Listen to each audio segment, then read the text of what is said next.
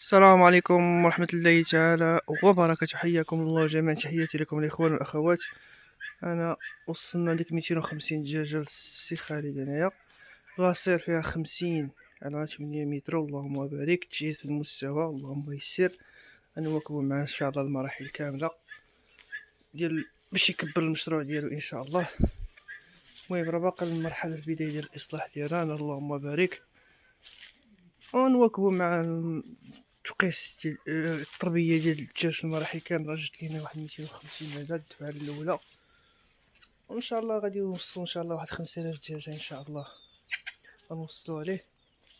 انا اللهم بارك، انا اللهم بارك الاخوان والاخوات، انا اللهم بارك، انا اللهم بارك. 250 حاولنا نخلطوا ليه، درنا ليه واحد الخليط يكون زوين باش البيض ما يكون صغير بزاف كتير، وما يكونش وتكون وفره ديال الانتاج ان شاء الله. ودرنا ليه تخليطه زوينه اللهم بارك، من الخليط ديال السلالات والخليط ديال الفيومي. اللهم بارك.